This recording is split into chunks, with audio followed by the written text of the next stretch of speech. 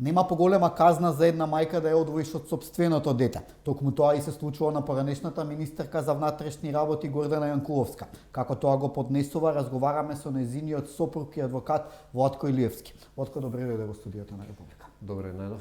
Благодарам за поканата. Така, поминаа новогодишните, божикните празници. Овие моменти се најтешки за вас како семејство. Како ги поминувате? Па да, ова практично е трета година кога станува збор за новогодишните празници, каде што Гордана е надвор од домот, односно во казано-поправната установа Идризово.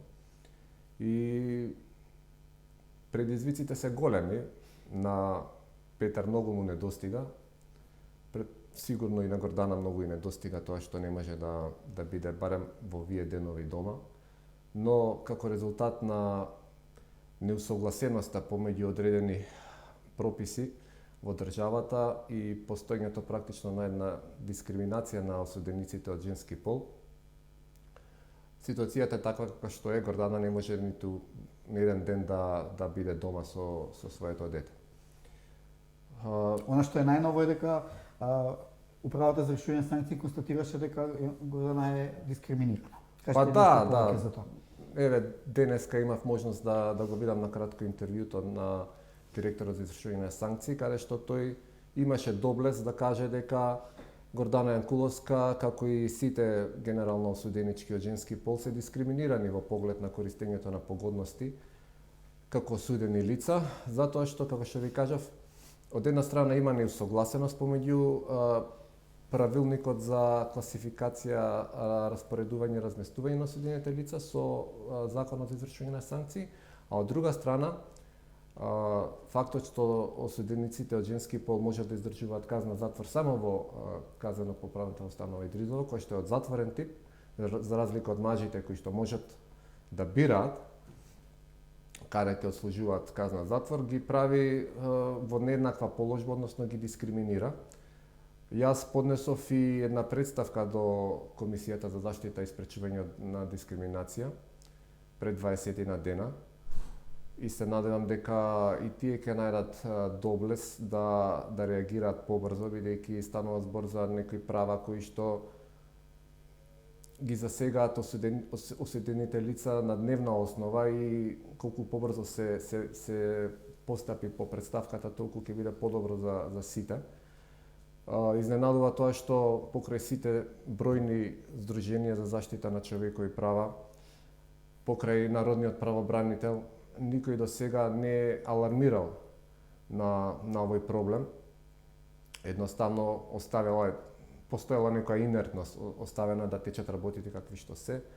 И се надевам дека ова интервјуто на директорот за извршување на санкции, представката што ја поднесов до комисијата ќе издействуваат решавање на овој проблем и овозможување на осудените лица од женски пол да ги користат тие погодности. Инаку, доколку не е јасно за гледачите, може да се објасни. Станува збор за оние осудени лица против кои што се водат други постапки, кривични. И бидејќи користењето на погодностите како што се викенди, посети надвор од установата, користење на одмор надвор од установата, работен ангажман надвор од установата, тие се поврзани покрај со отслужувањето на дел од казната и поведението на осуденото лице, врзани се и со третманот кој што го има осуденото лице во самата установа, така што тие осудени лица кои што се со третман на затворено оделение, за да можат да прогресираат во понапреден третман, тој прогрес е врзан со условот да не се водат други постапки. И сега знаете, имате покрај тоа што ваквиот услов кој што е пропишан во правилникот го нема во законот за извршување на санкции, ваквиот услов е спротивен на повеќе одредби од законот за извршување на санкции, па и спротивен и на самиот принцип на презумпција на невиност, затоа што голем дел од тие постапки можеби ќе завршат со ослободителна пресуда, со одбивателна пресуда, можеби дел од нив ќе застарат. Дел од тие постапки се за некои кривични дела каде што казната која што ќе им се изрече парична казна или условна казна. Фактички станува збор за некои дела, најголем дел од тие постапки завршуваат со некои казни ситни. Но сепак актуелните постапки се пречка за ги Но остави сепак, правата. заради тие постапки, кои што, нели, прашање е дали и како ќе завршат, овие осудени лица не може да го користат да ги користат тие погодности. За разлика, например, од жените, мажите, откога ќе издржат дел од казната, доколку се водат други постапки против нив, може да побараат преместување, доколку местото на живење им е надвор од Скопје, може да побараат преместување во нека друга установа од полуотворен или отворен тип, каде што овој услов не важи за таквите установи од полуотворен и отворен тип. И тие, нели, легитимно и легално си ги користат погодностите. Без разлика што можеби дел од нив имаат по 5-6 постапки, без разлика што можеби запретената казна е многу повисока. Сепак си ги Така, користат. да резимираме, покрај тоа што вашата сопруга е дискриминирана, дискриминирани се и генерално жените. Да, Така? да. Сите жени. Така, вашата сопруга има одлежано повеќе од половина од затворската казна. Так. Како се држи психички? Како ги поминува? Па, таа е фајтер по природа и нели не подклекнува, се држи со оглед на тоа во какви услови е сместена, одлично се држи, во одлична психофизичка кондиција, чита книги, вежба, се труди да ги следи сите актуелности во државата и професионално да се надградува, така што не подклекнува. А покрај во случајот ТЕК, таа е обвината и во предметот Таргет Тврдина. А овој случај има можност да застари, но тоа нема да важи за делот каде што е обвината Јанкуловска. Објасните го и тоа. Па да, видете, се прави една хистерија можеби во јавноста околу тој момент на застарување. Точно, можеби за дел од обвинетите постои таков ризик да застари делото за неколку месеци или година, но не важи тоа за сите. Например, Гордана е обвинета по член 353 став 5, каде што застарувањето е 20 години. Што значи дека можеби веќе ако се покренуваат овие прашања околу застарувањето, да не биде целиот фокус ставен само на динамиката на работата на судот, туку треба можеби некој да се запраша и како обвинителството, за да речеме овој крунскиов предмет, каде што кој што се однесува на прислушкувањето, како обвинителството дозволило некој, да речеме, толку одговорен, како што се обидува да се наметне во јавноста, некој толку одговорен да биде обвинет со обвинителен предлог, каде што делото застарува за пократко време. Зашто да се амнестира обвинителството тоа? Ако воопшто нели постои вина, не кем да преюдицирам ништо. Така да не треба, мислам дека не изместени се некои работи во јавноста, ставени се акцент на можеби на работата само на судот, не и на обвинителството. И исто така ставен е акцент можеби повеќе на овој предмет, Таргет Тврдина, каде што се укина пресудата, а никој, например, не поставува прашање за, да речеме, предметот транспортер, каде што одлучувањето на првостепениот и на второстепениот суд траеше подолго од предметот Таргет Тврдина. И зашто сега тука не се покренува дискусија во јавноста во однос на ажурноста на судот за овој предмет. Така што тоа е лицемерие, двојни стандарди. Од страна на апелација? Не, од страна на судскиот совет и од страна на сите, да речем, актери политички кои што си земаат за право да коментираат судски пресуди. Така. Вие сте застапник и на случаите во судот во Страсбург. Кога сметате дека може да биде донесена одлука, и што ќе значи доколку судот утврди дека аболицијата на поранешниот претседател не може да биде повлечена? Што ќе значи за случајот Тенк, но што и за останатите случаи за кои се води постапка? Објаснете го тоа. Покрај сите обиди што ги правеше владата за одолговлекување на процесот на пред Страсбург по поднесените апликации. Јас очекувам да има пресуда во следниве месеци. Во однос на ТЕНК, тоа не би значило ништо, бидејќи за ТЕНК немаше аболиција. Иако за ТЕНК има друга апликација поднесена пред 2 години, која што е во работа и се надевам дека и таму ќе има некој прогрес по однос на тоа прашање набрзо. Но по Таргет тврдина би се однесувало. Но за Таргет тврдина и за Титаник, каде што е, да речеме, и Гордана и во тој предмет обвинета, ќе се однесува, бидејќи за тие дела постоеше аболиција и во конкретниот случај постојат повеќе варијанти како би можело да се развива работата. Едната е најелегантна да се донесе одбивателна пресуда, бидејќи делата за кои што е обвинета се предмет на аболиција, односно на помилување. Друга опција може да биде, се зависно од креативноста и на обвинителството. Тука не сакам да им ги отварам многу очите, може да направат некоја преквалификација на обвинението или слично, доколку постои простор за такво нешто. Така да станува збор за несекојдневен предмет, затоа што обично секогаш кога се покренува жалба, апликација пред Европскиот суд за човекови права по член 6, значи за правично судење, условот за тоа е да биде завршена пресудата со правосилна и конечна пресуда. Конкретно дека тоа не е случај затоа што поради постоењето на аболиција воопшто не требало да се води таква постапка. Така што нема пракса за ваков вид на предмет, не само во Македонија, туку мислам дека и пошироко, не сум сретнал до сега ваков предмет.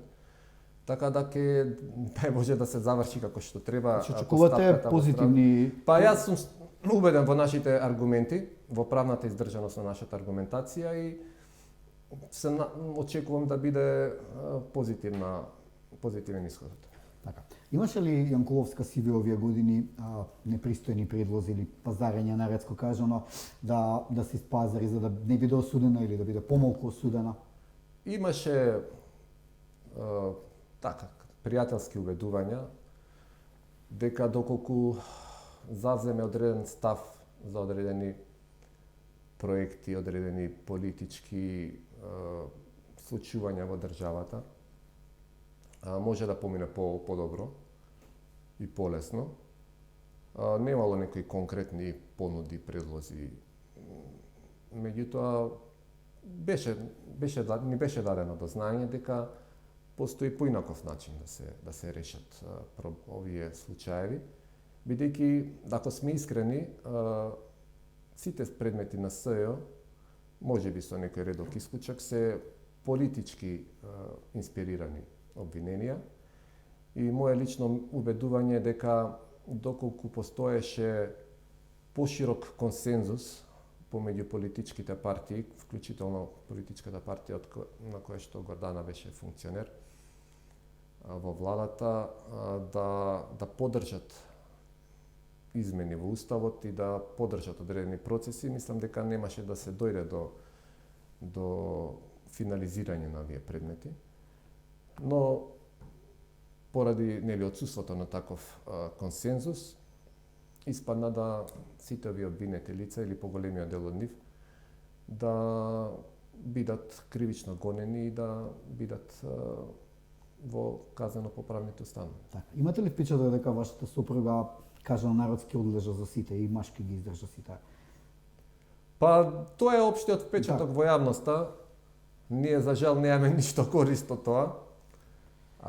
Се надеваме дека ќе дојде време кога ќе се исправат овие неправди и кога ќе се направи целосна рехабилитација на Гордана, затоа што одговорно тврдам дека не постои вина за сите овие дела за кои што е гонета. Немаше ни утврдена ни штета за случајот ТЕНК? Да, нема штета. И знаете што, значи тоа исто не е баш присутно во јавноста. Во текст се измени на кривичниот законник, односно изготвен е нов предлог кривичен законник, се наоѓа на ЕНЕР. Најавите се дека треба оваа година да биде изгласан во собранието. Според тој законник, делото за кое што Гордана е сега во затвор, ќе се казнува многу пониско и реално некои други, да речеме, обвинети лица од обвиненијата на СЈО, кои што се уште не се осудени, каде што намерно се одолговлекуваат постапките, извесно е да се очекува дека ќе добијат условни казни. Што ќе значи тоа за Гордана? Тоа практички ништо има нема веќе да ќе значи, има не, одлежано казна. Ништо нема да значи. Така, деновиве има апел и по социјалните мрежи и од видни луѓе, председател Пендаровски да ја помилува Јанкуловска. Има можност за такво? Па секогаш има можност ако има волја. Така. Ја искрено не сум сигурен дека има волја, барем до сега на ниту еден начин не е дадено до знање дека постои воопшто размислување за такво нешто. Но за разлика од Гордана, да речеме, има многу други осудени лица по критериум нејасен за нас, каде што осудени лица, одреден број на осудени лица редовно добиваат помилување по неколку месеци, по 6-7 месеци. И тоа, знаете, не е видливо во јавноста, никој не знае за тоа, но еве некој истражувачки новинар ако собере ако најде време и храброст, може да утврди кои све осудени лица во изминативе неколку години биле неколкукратно помилувани. Така што сакам да кажам, постојат двојни стандарди во тој дел. Таа комисија која што е за помилување очигледно го нема потребниот интегритет и капацитет за да биде на висината на задачата. И искрено не сум некој голем оптимист, дотолку повеќе што кога постојат други постапки актуелни, помала е шансата дека за ова дело ќе има помилување. Така. Како вашиот син Петар се справува со одвоеноста од мајката? Па како се снаоѓа? Тоа никој не може со сигурност да го знае, знаете, премногу е мал да знаеме какви ефекти ќе има тоа на него.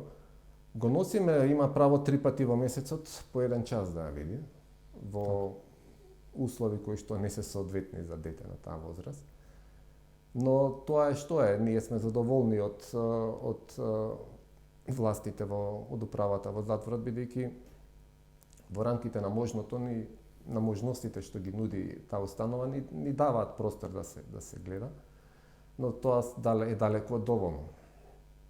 Така, како вие ги поднесувате? Сега се да не речам самохран родител, ако не сте. Да.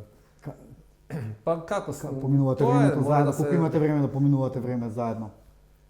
Заедно со Петар. Па фактот што сум само вработен не ми дава многу простор да си го планирам времето и многу малку е просторот за да го поминам со него. Среќа тука се моите најблиски кои што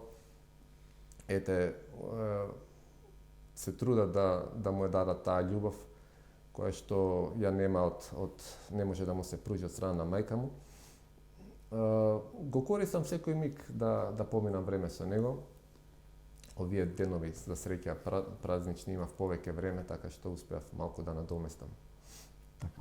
Латко ти посакувам многу сила да ги пребродиш овие моменти, што поскоро да бидете сите заедно како семејство и да навивате во дресови на Ливерпул. Знам дека Ливерпул ви омилен тим. Да, Ливерпул го следиме и навиваме за него подолго време. И Петар го заразивме со тоа, иако не целосно разбира, не го разбира фудбалот, но кога гледаме фудбал тој навива за Ливерпул, така да се надевам дека ќе имаме прилика сите заедно набрзо да го гледаме. Ти благодарам за интервјуто. Фала ви на вас.